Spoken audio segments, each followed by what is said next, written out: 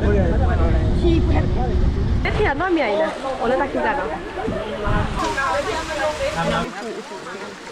บ้าร้อยหล่อเนี่ยบักเกอร์เดี๋ยวยังพวกเคยนำเข้าจากประเทศไต้หวันเป็นอะจื้อเสียตัวสเมฉันมีฝูงวัวเป็นเพื่อนเดินทางฝูงและชูปูอากาศดีชีพไม่ได้มาแน่นอนคนแม่เขารัวแม่เขารัวเนี่ยแม่เขารัวดอดปูไปแห่ตื่นเนี่ยมึงก็จูร่าเนาะดอปูกาสกีสกอตาดอตาหายายไปแค่ออสกอเมเนาะคืนนี้นะคะเราจะมาทานข้าวด้วยกันนะคะมาดูบรรยากาศด้วยกันค่ะใส่ทุกจานนะคะเพื่อเราเมลี่มันกินนี่เหรอ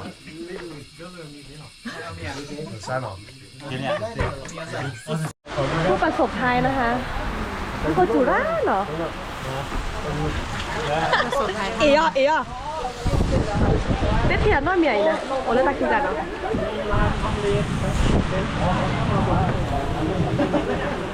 เฮ้ยกันไม่ได้มากัดก่อนเหรอมีอบไอ้น้ำด้วยนะน้ำแร่อันนี้น้ำแร่สวัสดีตอนเช้าก่อนละเลยดับปูแบกก็น่ากันแดแต่วันนี้เนี่ยเลิศชิปูเนาะแต่บรรยากาศก็ดูมาแล้วเมื่อนานเนี่ยเดี๋ยวตาจูร่าเนาะดอกแค่ๆเธอว่าดอกบรรยากาศแล้วก็เนาะคือเนาะดอกเบกแค่ออสกอมีแล้วก็พอสกอเนาะดับปูแบแต่เนี่ยพอออตักพ่อเนาะบัดที่ขี้ก็ตักกระป๋องหน่อยคันเนี่ยเมโบเนาะโบมีละเอร่าข้าวห่อใบตองเต็มเลยค่ะกับไงอันนี้เลอคอเหรออีกคันเลอคอเนาะถ้าเราจะซูพี่ตะไคร่เนาะเราจะซูพลังนี้เต็มที่นะจ๊ะจ้าไม่รอแล้วนะรอแก้หอมมีเนาะหาสกอมมีอ๋ออาเนาะสกอมมีอ๋ออาเนาะทุกคนอะแต่สุดคลิปตะกรอบอ่ะรถนะครับพี่นนท์อาจารย์ครับนะครับกินเยอะๆนะคะอ้าวบ้าร้อยให้กินเยอะๆไงกินเยอะๆบอกอันนี้ผมชอบมากเลยนะชอบหมูนะชอบบอลเอามาไว้ให้เราไม่ต้องกินกับน้ำพริกก็อร่อยแล้วใช่ยอง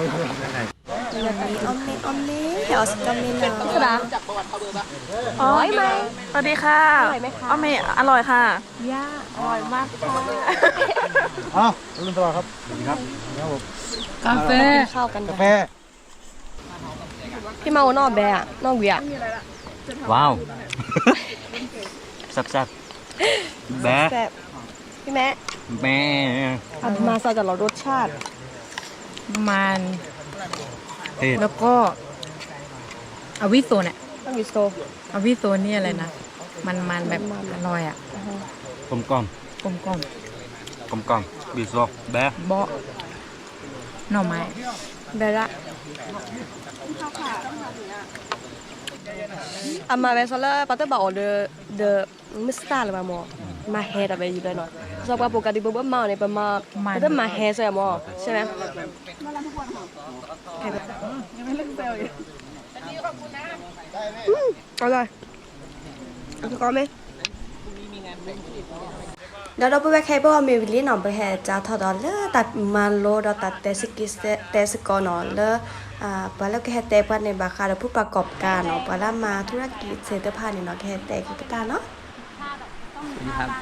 ผมจากเพจน้ำผึ้งนะครับนั่งฟังอยู่นะคะใครกันนะใจเข้มมากค่ะ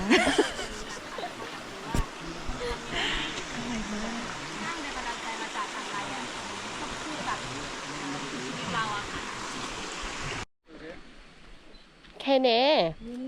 วีเวดาตึ๊ดมืดต่อลีดอกแคปก็แค่นั้นละ อบวิวซาเนาะช่วงบ่ายก็เฮาวีเนาะฮันโดตากอกับพี่แม่นะคะลาลาพ่อนะคะเพจนะคะติดตามได้นะคะดอเฮาวิโอซาวิเตโจนี่เนาะปะเกแหละดอแล้วช่วงที่2เนาะก็บาค่ะเด้อปวาล่ามาเปิดเพจมีเรมา YouTube มีไงเลือกอินฟลูเซอร์พานี่เนาะก็แฮแต่กดอปะตาดอแฮมาโลแต่สกิสกอตาบาค่ะตาเซอร์พานี่เนาะดอประเทศด้วยนะบรรยากาศแค่เลือกแค่เชียเนาะแต่เราตะโจเนี่ยดูมันก็จูเนาะมันก็จูโดราบะแฮใจทากดอเลือกแดโพบูตึกเปเนาะ เจ้าของร้องเพลง เป็นยังไงบ้าง โทรศัพท์เมื่อกี้อยู่ไหนคะย้ายที่ค่ะฝนตกก็จูก็จูย้ายถนนแล้วแต่พอกูเราได้ดู มันก่อนเต้กับเต้น บรรยากาศนะคะอันนี้ น่ารักมากพี่เป็นไงบ้าง ครับสวัสดีครับ เสียงสองมาแล้วดีมากอากาศดีครับ หลังจากที่ฝนตกนะคะเราก็ขึ้นมาย้ายที่กระท่อมนะคะ ขึ้นมาแบ่งปันแล้วก็แชร์แต่ละคนนะคะว่าเป็นยังไงบ้างไปยังไงบ้างอะไรประมาณนี้นะคะ ก็เพิ่งก็อาจจะแบบไม่ได้ให้ฟังของแต่ละคนนะคะ ก็ขออภัยด้วยนะคะแค่ในประทำกิจกรรมมีเล่นออกแค่ออฟสกอมไม่เนาะแถวดอมเมลีเดี๋ยวเราจะมากินข้าวกันต่อนะคะเพื่อนๆตอนนี้เราทำกิจกรรมกันทั้งวันแล้วนะคะเดี๋ยวเรามาถึงเวลากินข้าวแล้วนะคะแค่นี้มาอยู่กับพี่โอแถวเดี๋ยวพี่โอแพแหล ที่นี่เลชิปูครับ และ ผม ชูปูเนาะเฮเซ่ทาบูเนาะ ไม่ใช่สถานที่แต่เป็นผู้คนอะไรนะ นี่ มาได้ครับ มาได้ให้เฮาพี่โอเนาะตอนทริป เปิ ไง ดเปิดตลอดเปิด ตลอด นี่แหละทั้งปีนะประเทศนะ ทั้งปีเนาะก็ดอนอีกเลยเหรอ ตอนนี้เลยแล้วก็ ดอนอีกเลยกิจกรรมตลอด โอ้ตลอดเนาะ ทุกช่วงทุก ไม่ ฤ ให้ ดู ฮาก าล เนี่ยแต่เซตเนาะ ใช่ ฝากเพจได้ที่ไหน ไม่ฮาเนี่ยติดต่อได้เพจเลชิปูครับผม เผ็ดเลยชูปูเลยเนาะโอ ครับ เค ผม ค่ะขอบคุณค่ะดับลือ ตอนนี้มาทำอะไร ตอนนี้เราจะมากินข้าวนะคะที่แถวเมนเนาะเราจะมากินข้าวก่อนที่เราจะไปกินนะคะ เราจะมาฟังอะไรเรื่องราวอะไรอย่างนี้เนาะ เรื่องราวอาหารที่เรากำลังจะกินในวันนี้ ค่ะปกแห่กันนานดอเนาะแห่กันนานดอต่อแต่ค่ะเนี่ยเขาไปย้อนที่เล่นเนาะไม่มาพี่เอาแห่งเกตหอซาดิจันเลยสวยจังนะหมอ เมนูแรกก็แกงหยวกนะครับใส่เนื้อหมูนะครับ เดอคาเดสควิดเดือพอเนาะขี้คาเดคาเน่ ไม่ทราบเลยอย่างอื่นปลาร้าเหรออันนี้น้ำพริกปลาร้านะครับ ซาเดเนี่ยอื่นเนาะ ครับ เมนูที่สามนี่ก็พอบากเออเนาะบากเออในประซับก็ระดับเวลลุกเลยเนาะ อันนี้แกงผักกาดแห้งใส่ปลา อันนี้ แห้ มั ง นเป็น นะค วิ รับ ธีการถนอม ก็หลักๆที่เขาจะเอาประกาศจากไร่หมุนเวียน เพราะว่าบางทีเราปลูกไว้มันเยอะเกิน เราก็เอามาตากแห้ง เพื่อทำเป็นบักเกอร์แล้วก็บักเกอร์ทำได้หลายเมนูต้มแซ่บเลยนะตามพริกก็ได้ อันนี้ก็แกงใส่ปลาแห้งก็ได้โอ้ไม่ได้ใส่หลัก หลายอ ก็ ย่าง ทำตาจิ๋วทีก็ได้ คือแกงเย็นใช่ ตาพอก็ได้ ใช่พ่อก็ได้ อันนี้เป็นข้าวที่ปลูกที่เลชิปูครับเป็นบุโปโล บูโปโล บุโปโลนี่หมายถึง หิวหรือยัง หิวมากเลยค่ะตอนนี้ มาซ้อมเมผัดด้วยเลย ซอเมกซี่คะแนน บนเพื่อต้อยเลย คุณพระโกโอ อันนี้เพื่อกดจะเลย หิวมากอ๋อกรอหิวหรือยังหิวมากตะหมอซาเลเมนเนาะ ไปอาชีพ หมอซาเลเมนหิวตะหมอซาเลเมนอะ Semua semira bekor sedoran ไม่มีนานะ คือก็กรอกรอเลย ก็มันได้เป็นเลยเนาะมาเป็นอ่ะ เกล้หรือเปล่า มันได้เป็น คุณน้องชายแล้ว มาจะหลอกตะหมอซาเมนอะ พี่โอ๋จื้อเสียตัวสเม นึกเพื่อกอดอ่ะพี่คลีหิวหรือยังคะ กำลังมาแล้วครับผมหิวนะครับ ตะหมอซาเลเมนเลยเนาะ หมดซะเต้นเล่นไปย้อนไม่ย้อนกันหรอเต้นไม่ช้าดูชิ คือเพื่อกอดอ่ะคือเพื่อกอดอ่ะ ก็ได้ที่กี่ทีล้อ ก็ได้ตีดีเนาะ ชื่อตอนแม่เราแค่ โอเคเป็นแล้วสกอร์เมนเหรอนี่น้ำมอซาเลเมนด้วยนะขอแกละโอ้เอามือนอกซิลิดเนี่ยเนี่ยตะกี้ก็เราสกอร์เมนเอาไปเคาะเพื่อก็กรอกเลยมือชาต้องออกเมนอ่ะชมมาละออกเมนได้แก่เราเพื่อก็พี่นี่ดูเหมือนหิวมากเนาะ อ หมอสาระเมน ก่อนนึก ดู ว่า หน่อย ก่อย ดี แหละ กว่า เนี่ยอยากเอาสาระไหมหรืออยากแบบสนุก สาระเล็กก็ได้ค่ะ โอเค วันนี้นะครับเราได้กิน 3 เมนูที่ชาวบ้านที่บ้านที่นี่บ้านตำบลบ้านหัวเราเนาะตำบลป่าแปะนะครับแล้วก็ที่เลชิปูเนี่ยเขาเลือก 3 เมนูนะครับจากโอ้โหเมนูโบราณนี่เยอะมากนะครับเมนูแรกคือเมนูอะไรครับเมื่อกี้ เมื่อกี้ เนี่ย กล้วย หยวกกล้วยเหรอ เลย เมนูที่ 2 คือ น้ำพริกอะไรอ่ะปลาร้าปลาร้า เมนูที่ 3 ตำปู3 เมนูนี้ถูกคัดเลือกจากหลากหลายเมนูจากเป็นร้อยเป็นพันเมนูให้เราได้กินนะครับเพราะ 3 เมนูเนี้ยมันคือเมนูเอกลักษณ์ของชุมชนวัวกันยอเรา ค่ะ อาหารเหล่านี้มันกลายเป็นเหมือนตัวแทนของสัญลักษณ์ที่เวลาเราอยากจะเข้าใจใครบางคนเนี่ยเราต้องเข้าถึงใช่ไหมครับ ค่ะ เข้าถึงถ้าเราอยากจะรู้ว่าวัฒนธรรมของคนที่เนี่ยเป็นยังไง อาหารการกินก็เป็นหนึ่งในกุญแจที่เราจะเข้าใจกันและกันได้ ดังนั้นอาหารเราเนี่ยมันจึงสะท้อนทั้งวิถีชีวิต วัฒนธรรม แล้วก็สิ่งแวดล้อมของที่นี่ด้วยนะครับวัตถุดิบทั้งหมดมาจากพื้นที่ตรงนี้หมดเลยนะครับดังนั้นนอกจากความอร่อยที่เราจะได้ชิมแล้วเนี่ยผมว่าเรื่องราวที่เราได้ฟังจากวิทยากรเมื่อกี้ผมว่านี่ก็เป็นความพิเศษอย่างหนึ่งของอาหารในมื้อนี้ด้วยเช่นกันนะครับ ค่ะ และมันจะมีที่งานกระชอทีเท่านั้นนะครับ เท่านั้นค่ะ ปีนี้ก็จะมีแค่2 วันเนาะไม่ทันแล้วครับคนที่ดูคลิปนี้น่าจะไม่ทัน ไม่ทัน แล้ว ละ อาจจะต้องรอติดตาม ปีหน้า ปีหน้านะครับ ค่ะ ปีต่อไปดีกว่า ปีต่อไป ปีหน้านี่ ไม่แน่ใจว่าปีไหน ปีต่อไปเรายัง และ ไม่รู้ ปีต่อไป ว่ามันจะเกิดขึ้นที่ไหนรอติดตามแล้ว ขอเสียงพี่คีนะครับ พี่คลี ที่นั่นเป็นยังไงก็อยากรู้ที่นั่นสบายดีมากก็แอบหวังกินข้าวด้วยกัน กินข้าวกัน กิ ดี น กว่า ข้าว ครับ โอเค จันท ค่ะ ร์ครับผม เดี๋ยวก็รอสกอร์เมย์เนาะเดี๋ยวเราไปกินข้าวกันค่ะอเมอเมเนาะ อันนี้แฟนใหม่ผมนะครับทุกคน อเมแต่อเม อามีเอโด โอเคป้ายไปอเมด้วยกันกวนเราจะสูน้อย เอาไหมเอาสักก้อนไหม พัตติโอ้โหหล่อเนี่ย บักเกอร์เดี๋ยวยังผมเคยนำเข้าจากประเทศไต้หวัน ไต้หวัน เขาเลยจีนใต้ แล้วใบตองอะครับ ฮะ ใบตอง ใบตองไปตากที่เกาะบาหลี แล้วทัพพีอะ ถ้าพี่นี่สั่งมาจาก จีน ไม่ดูยี่ห้อมันก่อน ใช่ไหม ยี่ห้อ ใช่ละโคน นกนางนวล น้องนางนวล ใช่ แล้วหม้ออะหม้ออะ ก็หม้อนี่ของแม่นาค แล้วโต๊ะอะโต๊ะอะโต๊ะอะ โต๊ะนี่อิมพอร์ตมาจากเกาะไห่หล เกาะเกาะครับ ำนั่นแหละเกาะนั่นแหละ กินละใครไม่ทานละนี่เนยแบชดแฮเคยได้สมือเนาะ จูไม่แบกหรอก แน่เคยสมือกันนี่ก็แลมาแผ่แหละ ชิคก็แลมาเกมเมอู แล้วก็รอดเลยเนาะ กองไฟจุ่มกองไฟน้ำผึ้งแน่พี่โจชอบได้ไงหรือว่าชอบ พี่โจชอบได้เนเดินช่วยกว่าที่เนาะ ตัวเราไม่เพื่อนตัวเราไม่เพื่อนเลยจะแย่คุยมือเลย คือแบบเต้นน้อยอ่ะบอกมึงเลยคนยกหรอ จะคุยนะเรื่องจะกลับมาแล้วได้โอ้ได้ไม่เป็นไร ได้อยู่ระดับนี้ จะเท่เลยอ่ะ ก็ เดี๋ยวนี่มีจะดอกคือตรงนี้ ก็แลรอบกองไฟแคมาคอนเนาะแฮกว่าดอสกอเนาะแฮกว่าดอบรรยากาศสกอเนาะ โอ้บ่เสียสักสีจานเขาอย่าปอกอ่ะ น้ำผึ้งแต่หมูนะน้ำมันยำเหลืองจะชิมส้มเลย เดี๋ยวคลิปเอาพุงนั้นใส่พี่สักอันเวลา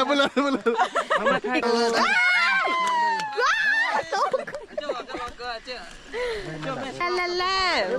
แฮชเคยได้สมุนเนาะ ตอนนี้ไปเลย บรรยากาศดีโอ้โหแสงโอเคมากนะคะบรรยากาศดีมากวันนี้คืนนี้นะคะเราจะมาดูบรรยากาศการรอบกองไฟนะคะแล้วก็มาฟังเพลงเพราะๆจากพี่คลีนะคะคลีโพนะคะ ว่าฉันมีฝูงวัวเป็นเพื่อนเดินทาง ฉันมีฝูงควายเป็นเพื่อนทำนา มีแมลงกลางคืนเป็นเพื่อนร้องเพลงเฮ้ฉันร้องภาษาก็ได้นะ ฉันมีฝูงวัวเป็นเพื่อนเดินทางฝูงควาย ฉันมีฝูงควายเป็นเพื่อนทำนา มีแมลงกลางคืนเป็นเพื่อนร้องเพลงห้องความสวยของเธอเรื่องราวกับสายลม รอละเกวันสุดท้ายคินิเดนีสวัสดีตอนเช้ากอละเก อะไรเงี้ยเรามี โชเปอร์เนาะเอกอ๋อนี่ใครชอโชเปอร์ กอละเกละออมเมเนาะ cái nào sẽ còn mình nói mình là bộ thầy nó kí để nó mình kí mà tên này chụp thì bảo cái nào sẽ bị mới là đây nó không biết kí nó ta gọi nhà với cái học sẽ có chừng đi nó đây mình chỉ khó của nó ra lỡ chụp lỡ chi bù đó ê ai chà đây รู้ไหมว่าแบบเราอะโชคดีเพราะว่าเราอะมางานแต่งใช่ไหมแล้วเราก็ได้กินหมูบ้าน ไปให้กันบ้านแล้วอาแกปทำงานเนาะ ใช่ก็เลยแบบหมูทั้งนั้น เดี๋ยวว่าทอนเดี๋ยวว่าแต่แย่ คนฟรียังไม่มาเลย หน่อยเดี๋ยวก่อน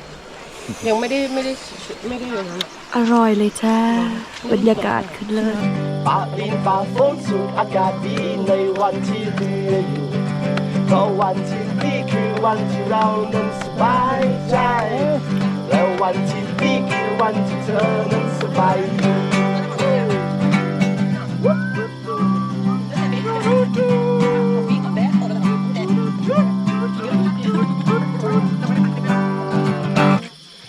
เห็นมากขึ้นทุกวันเมื่อเราเดินช้าลง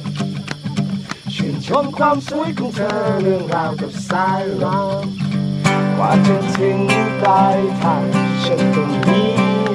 ความรักใหม่กว่าจะถึงปลายทางฉันต้องมีความฝันใหม่ฉันจะเป็นนกที่บินออกไปที่แสนไกลฝ่าดินฝ่าฝนสู่อากาศดีในวันที่เหลืออยู่เพราะวันที่ดีคือวันที่เรานั้นสบายใจและวันที่ดีคือวันที่เธอนั้นสบายดีฉันจะเป็นนกอินทรีที่แล่นออกไปท้าลมฝ่าดินฝ่าฝนสู่อากาศดีในวันที่เหลืออยู่เพราะวันที่ดีคือวันที่เรานั้นสบายใจและวันที่ดีคือวันที่เธอนั้นสบายดี คำสุดา เปลี่ยนแดนเปลี่ยนรางน้ำเปลี่ยนข้าวลายน้ำเปลี่ยนทุกอย่าง นี่ค่ะออเดอร์กาแฟ งั้น เนาะ สิ่งที่เรากำลังทำเนี่ยมันเป็นสิ่ง ออเดอร์กาแฟ เช่นเดียวกันกับ ที่มาโอชงเลยเนาะ รวมถึงการจัดงานในวันนี้ที่มันเชื่อมโยงกันอย่างเป็นระบบเป็นระเบียบซึ่ง กาแฟ ไอ้ ข เรา อง เนี้ย เรา เรา กาแฟเรื่องชิค อะไรอากิดะ บุกกับกระดาษที่ใช้ เข้มนิดนึง เรื่อง อร่อย ไม่มีการจดบันทึกดังนั้นสิ่งเหล่านี้ ถ้าเราก็เลือกเพื่อนอีกคน ฟิลลิ่งแบบ นี่แบบธรรมชาติลิ้น ลิงเป็นหน้าเอ๊ะนะ นี่แต่แกเต้เมเหลือเนาะ กาแฟกลิ่นเป็นหน้าเอ๊ะเป็นกาแฟ บอกเรื่องสำคัญให้ทุกคนรู้เลยนะครับว่ามันเป็นงานชนเผ่างานบูกิยอครับที่มันน่าจะเป็นที่รอที่ ก็ชอที่คอที่เราก็หรือกะยอปูตาซี บูกิยอก็ได้ดื้อกันยอ ปูตาซี เกิดช็อต จำได้ไหมครับ อีกรอบนึงได้ไหมคะ มันแปลว่า เกิดช็อต ก็ชอที่คอที่เราซีหรือกะยอปูตาซี เมื่อระบบนี้ มาแกทานเนาะ แปลว่า ไปดูได้ไหม ก็ชอทีแม่ วีเอออกชอกับทีแม่เกิดชอทีแม่ เผื่อว่าก็แค่กันดีแฮะ เดวากอเกกะลีแฮวีเอออกเกิดชอทีแม่เดวาเอออกกะลีแฮ มันหมายถึงว่า เขาเลี้ยงสัตว์เหมือนกัน แกดูทัสเซ่แต่เอง มันคือ Tapi pada marah mige dah he ke ba tu cha che cha no ke tu che ka so cha ko mi no mi mi da me ta tu ba sa ba la ka ra he ho ba lu ki đó thì có cái ra pa ni ho ba da ku ku sa ti noก็ผมสอนให้ทุกท่านจะมีแต่ความสุขความเจริญเนาะนี่ก็ก็ได้เจริญนะนี่ก็นี่คือตัวกันเนาะ ทำเลือก ไว้เจอกันใหม่ครับทุกคนขอบคุณครับ ขอบคุณค่ะวิลลี่บักเก้ก่อนเนาะ โอ้ไม่ใช่ผิดคน โอเคทริปจะแค่ในวีเวดาลี่เนาะบักเก้แยกย้ายกันเกเนาะเรามือปีปลาเกได้แต่กันละเอาอันหล่อเนาะมองก็ช่วยว่ากวาดดอกตาโฟกัสนะกันเนี่ยนะสำหรับเฮลี่เฮบ้าไลค์แชร์ subscribe ตะเกนเนาะตัดเด้อบ๊ายบายบ๊ายบาย เจอกันที่ไหนอ่ะเดี๋ยวเจอกัน เดี๋ยวเจอกันค่ะ ที่ไหนไม่รู้ บ๊ายบายบ๊ายบาย ยังไปกินไอติมก่อนเดี๋ยวไปร้านกาแฟอยู่ เดี๋ยวก็เจอกันทุกคน แกกลับแล้วจบทริปแล้วนะคะแบบนี้เป็นเก๋เนาะเก๋บ๊ายบายทุกคนบ๊ายบายหน่อยบ๊ายบาย แล้วก็ค่ายลูกเสือกลับมาแล้วครับ